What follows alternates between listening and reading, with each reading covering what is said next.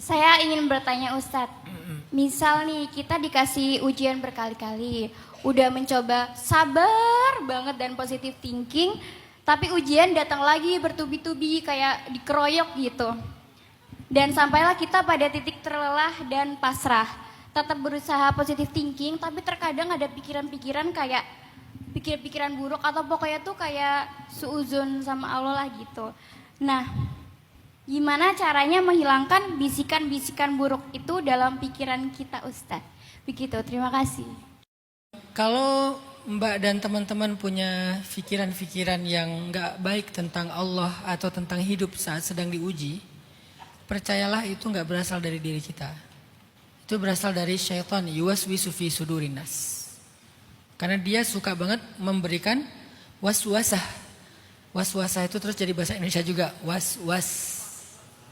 Mulai sekarang kalau lagi nggak nyaman jangan bilang was-was. Aku was-wasah banget nih. Masya Allah tabarakallah mams.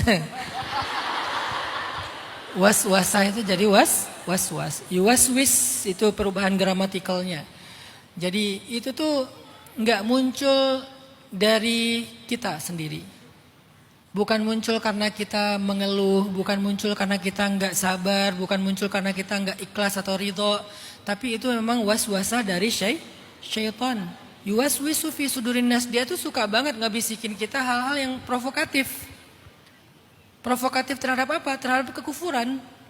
Provokatif terhadap putus asa. Provokatif terhadap mengeluh. Provokatif supaya kita jadi orang yang nggak ikhlas menghadapi ujian. Dia emang suka banget memprovokasi kita dengan waswasah tadi.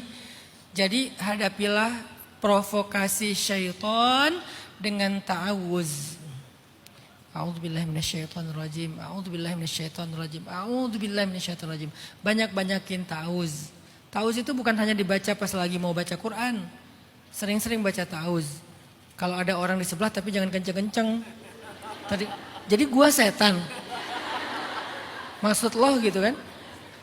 Ta'awuz, banyak-banyakin ta'awuz supaya Allah melindungi kita dari waswasah syaitan.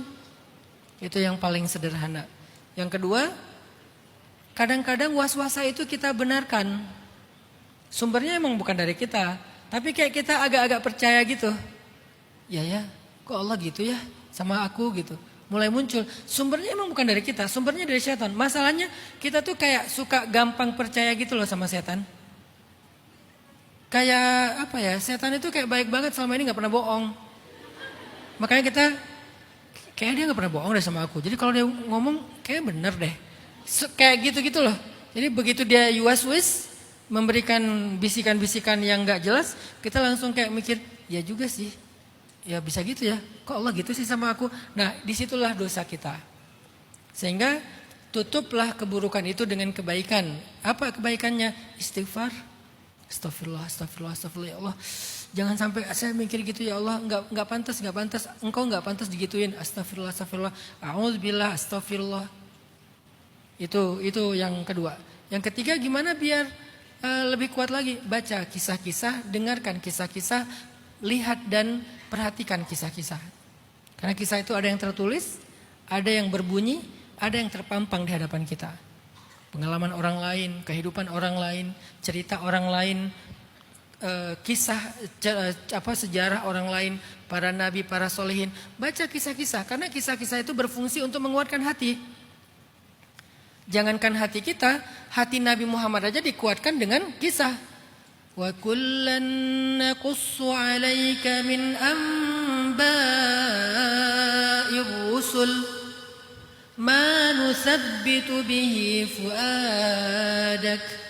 Dan setiap kali kami mengisahkan kepada engkau Muhammad kisah-kisah para rasul.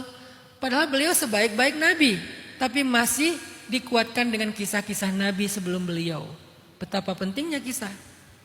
Apalagi kita yang biasa-biasa aja, maka kisah orang-orang soleh lebih berharga lagi bagi kita. Nabi Muhammad aja inspirasinya para anbiya, pemimpinnya para anbiya, tapi masih butuh kisahnya para anbiya untuk diri beliau sendiri.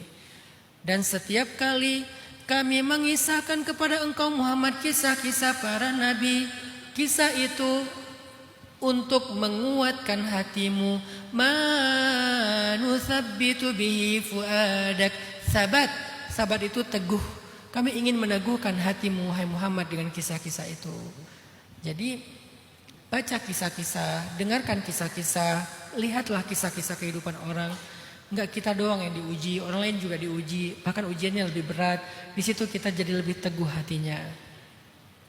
Dan ini kan kalau lagi ragu ya, kalau lagi galau gitu kan, coba perhatikan kisah-kisah. Yang keempat, sebetulnya banyak banget sih tipsnya. Yang keempat, coba belajar untuk merenungkan perjalanan hidup kita. Pernah nggak Allah tolong kita? Berapa kali? Coba perhatikan itu. Alam yajidka yatiman fa'awa wa wajadaka dhallan fahada wa wajadaka ailan fa'aghna. Bukankah dulu kamu begini, lalu aku yang menolong kamu jadi begini? Bukankah kamu dulu begitu? Dan seterusnya kan diulang-ulang sama Allah kan? Walaupun gak mungkin diulang semua kisah hidup Nabi di masa lalunya. Itu ayat simbolik. Allah pengen dengan ayat itu kita merenungkan perjalanan hidup kita, pengalaman spiritual kita, bagaimana kita bisa survive karena pertolongan Allah di masa lalu. Kalau itu pernah terjadi di masa lalu, kita belajar yakin itu juga akan terjadi sekarang dan nanti. Dulu aku pernah nolong kamu, kenapa sekarang enggak? Kata Allah, seolah-olah ngomong kayak gitu. Nah itu akan menguatkan hati kita teman-teman.